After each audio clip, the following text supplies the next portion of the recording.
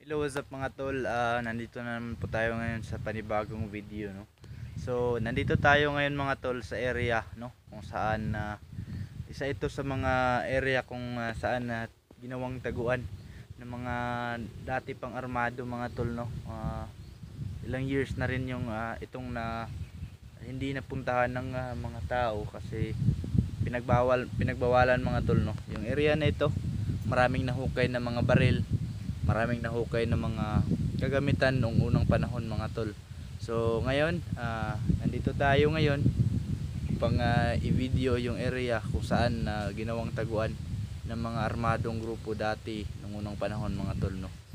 So yan, sa mga hindi pa nakapag-subscribe dyan at napadaan dito sa ating channel, no, huwag niyong kalimutan, suportahan po natin Jerome Adventure mga tol. Please like, share and subscribe sa ating YouTube channel mga tol, no. So paangatin po natin yung YouTube channel natin at suportaan at i-like yung mga video natin mga tol, no. Huwag kalimutang tapusin yung mga video natin kung ano po yung pinanood natin mga tol. Yan po, maraming salamat, no.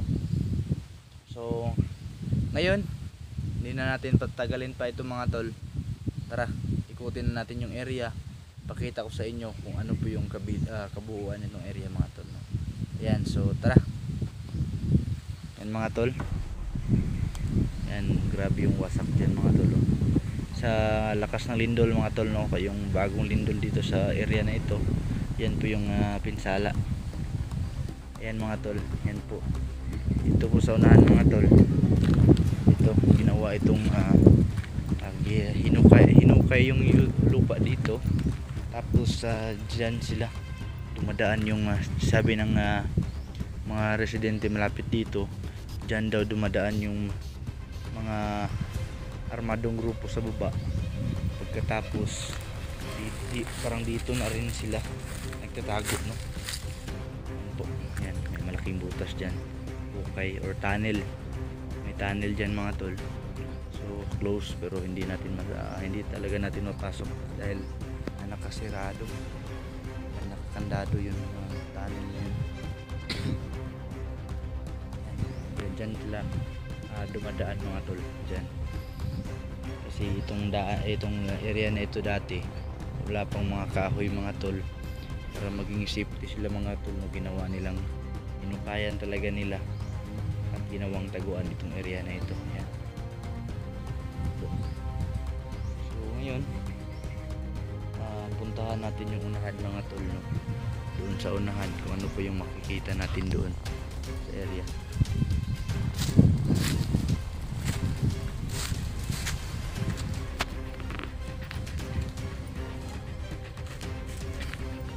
Yan, itong mga bato na ito mga tol,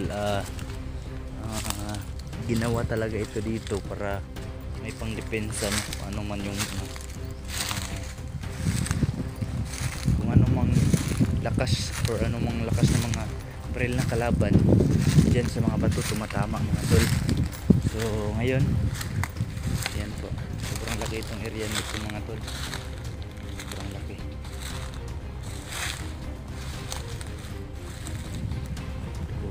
Punta dito, punta dyan sa itaas mga tol. Yung lawak na yung mga tol, oh. Sobrang napakalawak. Meron ng mga kahoy na tumubo mga tol dahil sa sobrang tagal na rin ng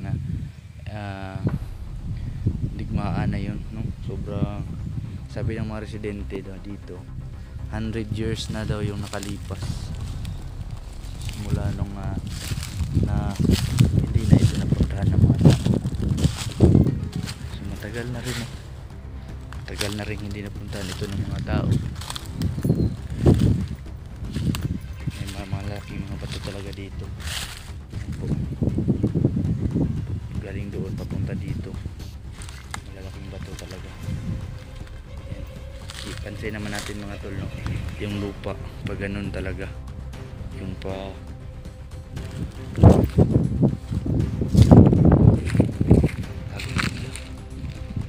may sasakyan.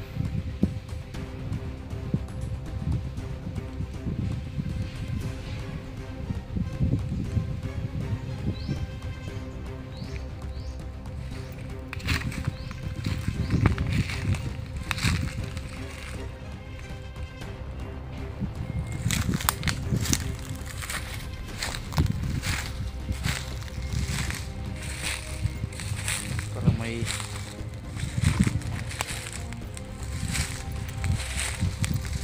dito mga tol. Parang hindi lang ako nag-iisa mga tol. No, parang hindi lang ako nag-iisa dito, may mga tao pala dyan sa baba. So itong area mga tol, no, nadaanan lang natin ito. Kaya ginawa natin ng video.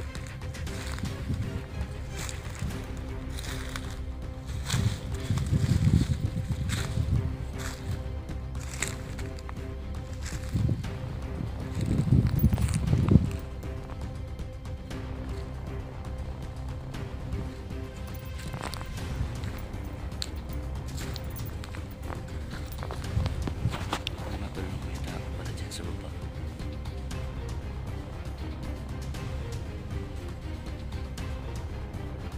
Hindi ko napansin kanina mga tol, meron parang isang grupo mga tao dyan sa baba, may mga dalang armas mga tol. Yan mga tol, no, hindi ko talaga namalayan na mayroon palang tao, parang isang grupo sila mga tol nandyan sa baba, may mga dalang armas mga tol. So hindi lang tayo mag-ingay, no, kasi baka marinig tayo. Hindi ko pa naikot yung area mga tol, kaya kinakabahan ako ngayon kasi wala tayong dala, no, na depensa ngayon. Kasi yung plano ko talaga is pumunta doon sa may Mag-ina, no, gawan ko sa sila ng update mga tol. Tayo dito sa area, kaya ito hindi ko namalayan meron palang grupo dyan sa baba. So,